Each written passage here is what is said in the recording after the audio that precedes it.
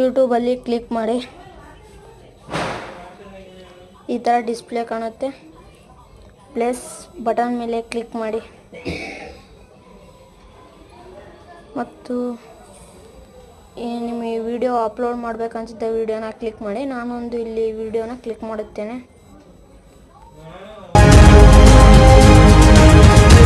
ಎಷ್ಟು ಬೇಕೋ ಅಷ್ಟು ವಿಡಿಯೋನ ಶಾರ್ಟ್ ಅಥವಾ ಲಾಂಗ್ ಮಾಡ್ಕೊಳ್ಬೋದು ಇದರಲ್ಲಿ.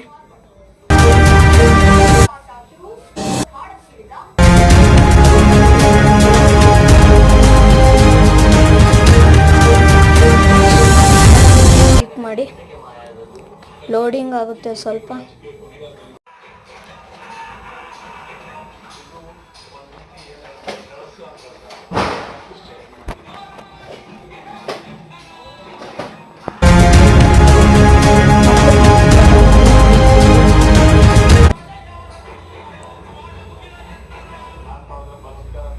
ಮತ್ತು ಈ ಥರ ಡಿಸ್ಪ್ಲೇ ಬರುತ್ತೆ.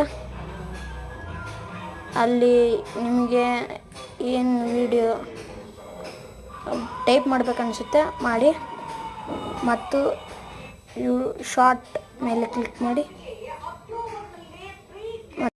ಅಲ್ಲಿ ಕಾಣುತ್ತೆ ನಿಮಗೆ ವಿಡಿಯೋ ಅಪ್ಲೋಡ್ ಆಗ್ತಿರೋದು. ಇನ್ನಷ್ಟು ವಿಡಿಯೋಗಳಿಗಾಗಿ ಚಾನಲ್ನ ಸಬ್ಸ್ಕ್ರೈಬ್ ಮಾಡಿ, ಶೇರ್ ಮಾಡಿ.